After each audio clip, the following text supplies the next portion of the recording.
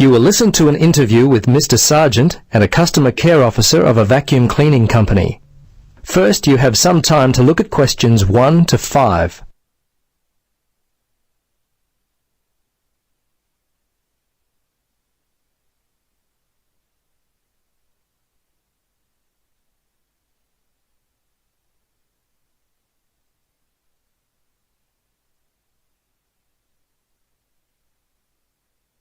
Now, listen carefully and answer questions 1 to 5. Hello. Yes, hello. It's Tom Burlinson calling from Clean It Vacuum Cleaners. Mr. Sargent, is it? Yes. I understand you recently purchased a vacuum from us. Is that correct? Yes, that's right.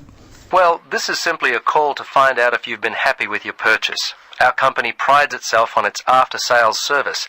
Just because you've bought from us doesn't mean you're no longer important to us. Could you spare a few moments to answer some questions? Sure. How long will this take? Well, not long at all, Mr. Sargent. Usually only about 3 or 4 minutes. Okay. What would you like to know? Okay, great. I'll just go through the survey form and if you'll just bear with me, this shouldn't take long at all. Okay, first question. Which model did you purchase and when? Yes, it was the super cleaner. We bought it about 2 weeks ago. Let's see, it was a Monday, I think, because my wife's birthday was on the Sunday, 24th. That would make it the 25th. Yes, August the 25th. Okay. Now, do you remember the name of the salesperson? Was he worth remembering? Yes, his name was Jim. My wife and I were very impressed with him. He was a great source of information, very helpful. Great. I'll make sure that your kind words about Jim are passed on to him. Okay, now let's see. Yes. Have you purchased any other products from us this year? Oh, let's see. Of course, we bought the super cleaner. I think that's all. Well, we bought some vacuum bags with it as well. I think Daisy bought some carpet cleaner from your store back in February. That's about all, I think. I have to ask my wife about that one. She's not here at the moment. No, that's okay. Your answer will do fine. We don't have to be too picky. Okay, so how much money would you say you've spent, all told, in the store? Just an approximate amount will do fine. Wow, that's a difficult question. I don't really know. The vacuum was £150. The other stuff, I'd say around £15, I suppose. The total was around £165. But I couldn't be totally sure. It may be a bit more than that. That's fine. That's fine. Now, the next thing on my list is how would you rate the quality of the products you purchased? Good, actually. Very good. So far, we've not had any problems with the products from Clean It. Service and value have been very good. So I guess you have a loyal customer. Oh, wonderful. I'm really pleased that your experience with our company has been a positive one. Tell me, do you purchase any other items of cleaning equipment? If so, from whom? I'm very fussy about the interior of my car, you know. The seats and carpets, I found a product from Easy Clean which works well on the carpets, and an air freshener from Mr. Tidy that really smells good. Apart from that, I couldn't say for sure. I think my wife buys floor cleaner from Johnson Brothers. Before you listen to the rest of the conversation, you have some time to look at questions 6 to 10.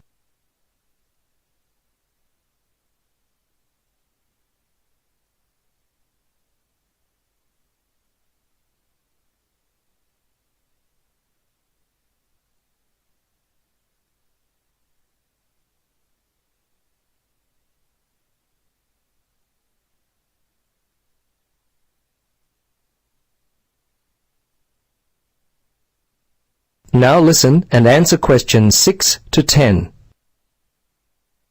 Well, we've just introduced a new line of car fresheners. You might like to stop by. We'll offer you a 20% discount.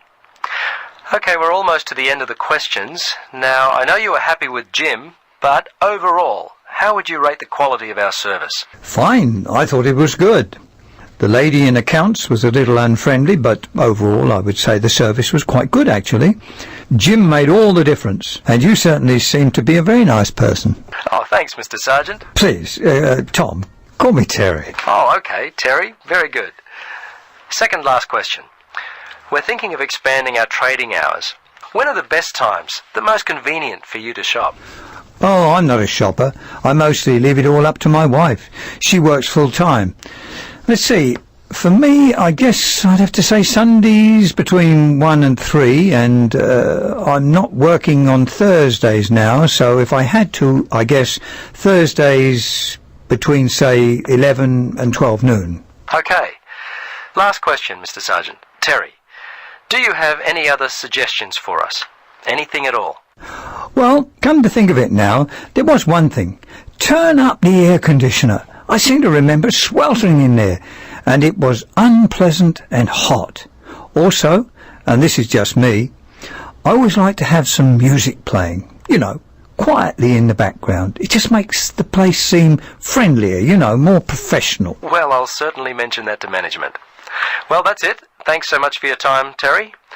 If there is anything we can do in the future to help you, don't hesitate to call us. Okay, bye now. Yes, bye-bye, and thanks again.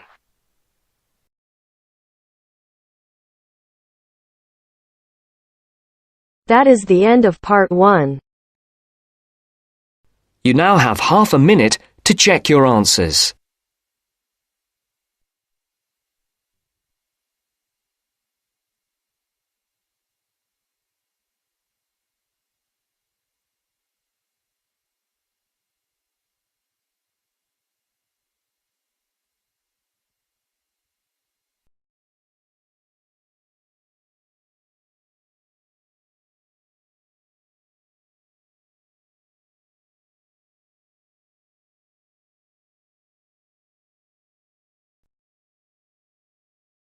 Now turns to part 2. Part 2. You will hear a presenter on a radio phone-in show. The presenter is talking to a woman who was bitten by a poisonous spider. First, you have some time to look at questions 11 to 15.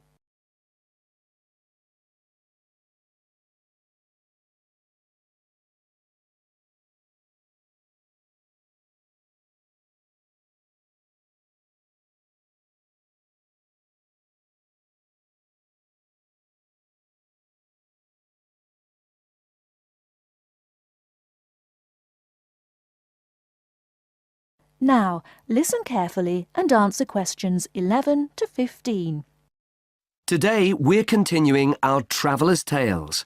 On the line we have Amanda Toddington, who had quite a nasty experience in Australia last year. Isn't that right, Amanda? Yes.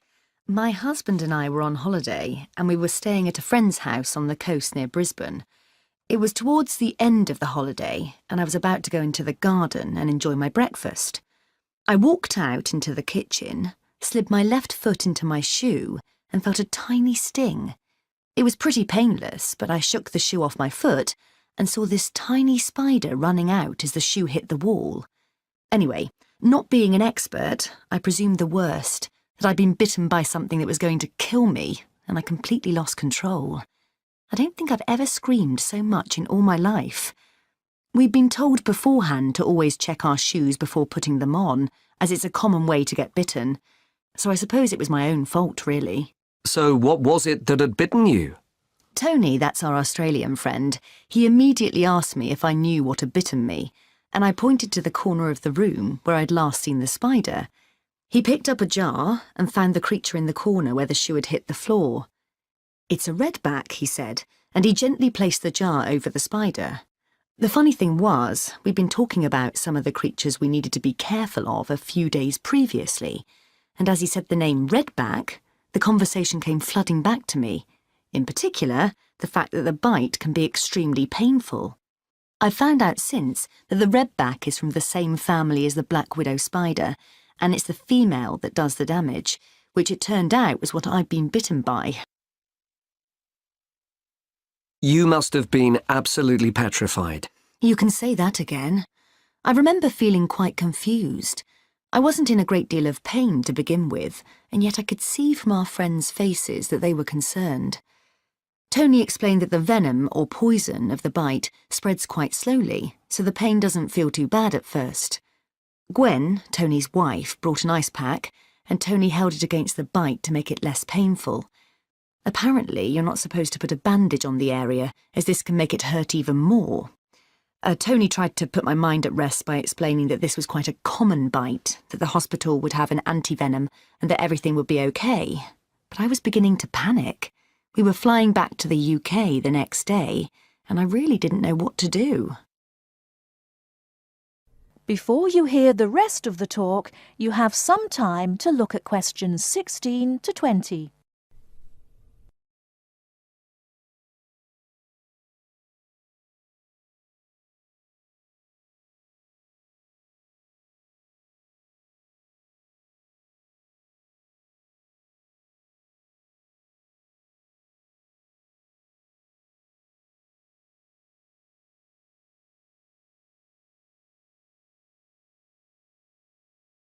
Now listen and answer questions 16 to 20.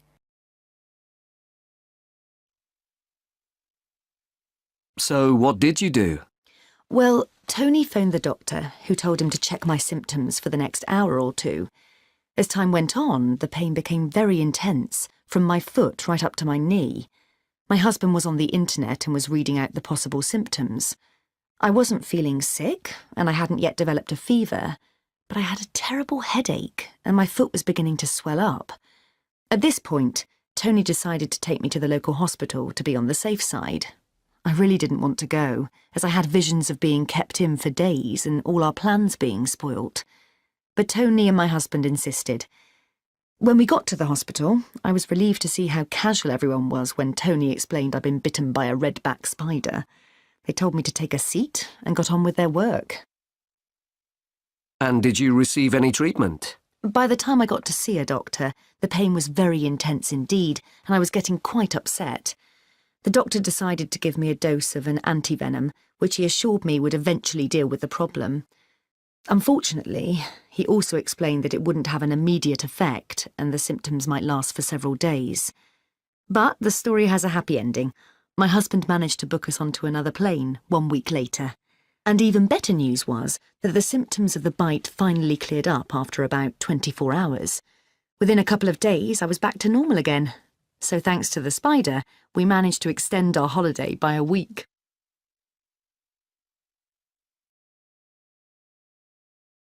That is the end of part 2. You now have half a minute to check your answers.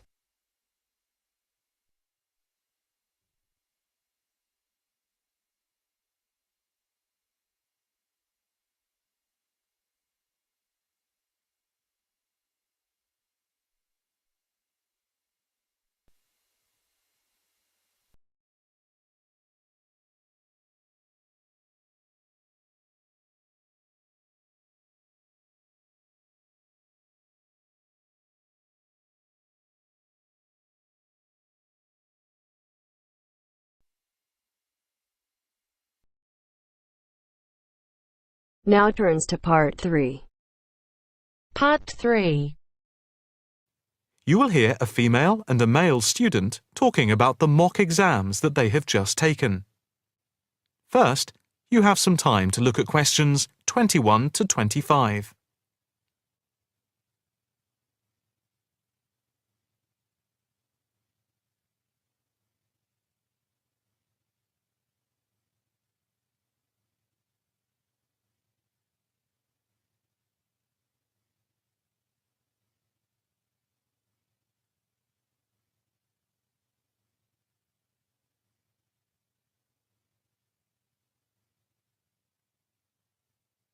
Now listen carefully and answer questions 21 to 25.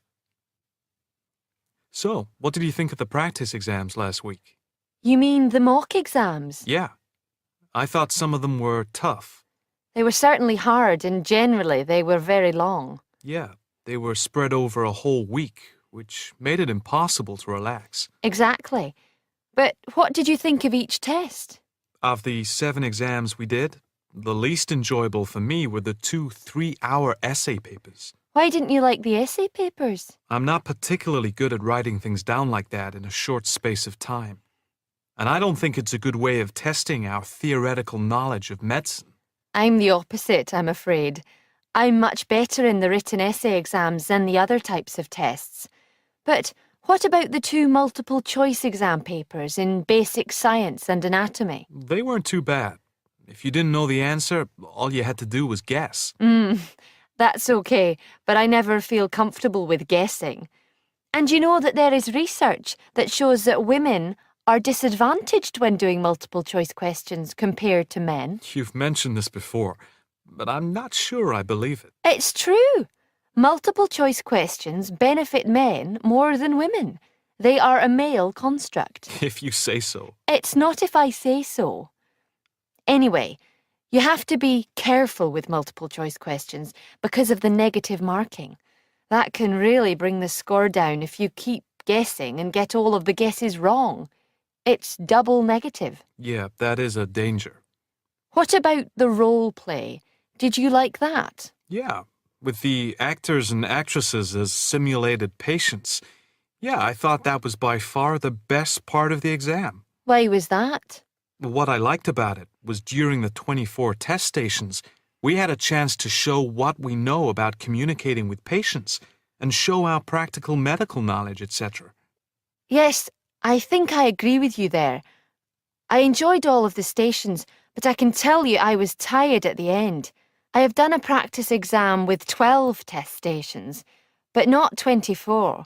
It was exhausting, but also exhilarating. I agree completely. It lasted nearly 4 hours in total with the break. Before you hear the rest of the conversation, you have some time to look at questions 26 to 30.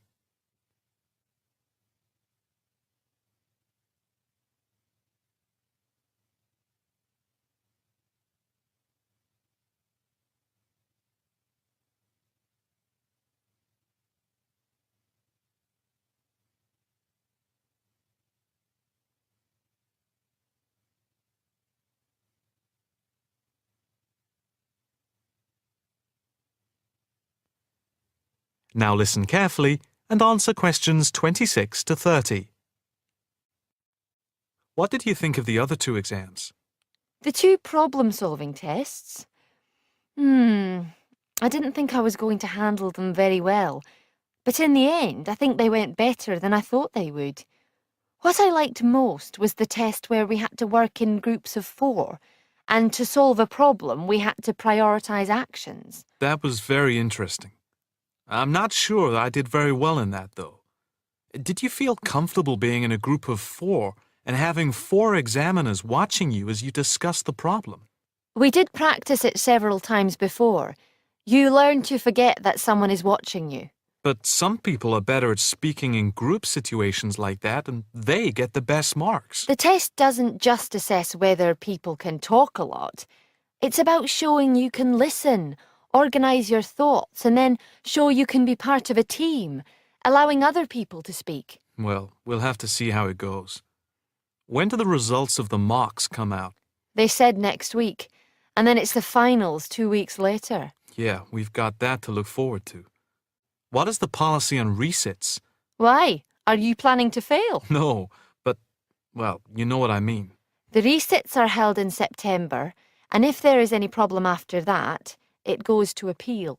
We'll just have to make sure we don't fail any part of the whole examination. I certainly wouldn't want to do any of it again. Me neither. It's hard when you are not allowed to fail any of the exams.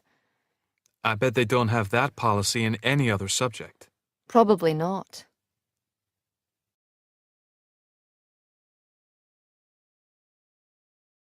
That is the end of part 3. You now have half a minute to check your answers.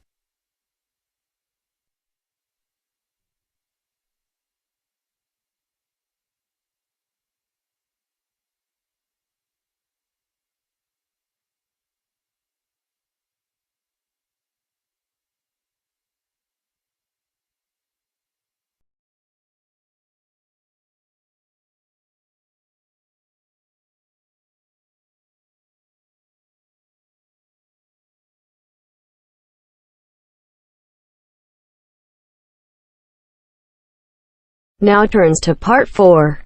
Part 4. Listen to the last part of the lecture. As you listen, Complete the notes below. First, you have some time to look at questions 31 to 40.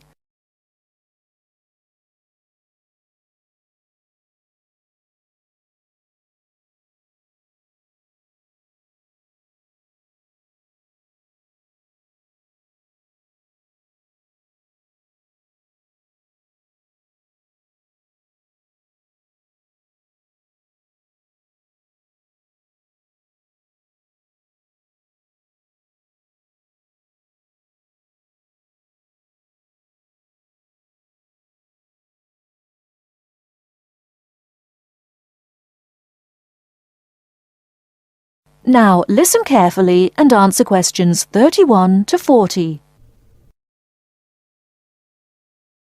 Last time I said that a lot of Irish people left the country and went to England, America and many other foreign countries.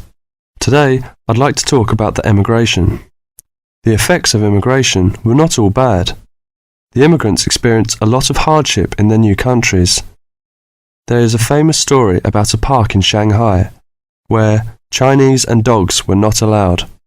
Well, in England, until into the 1950s, signs for jobs sometimes read, "Irish need not apply." The immigrants often experienced discrimination, but they formed many organisations to look after their fellow immigrants. Many of these organisations later became very important.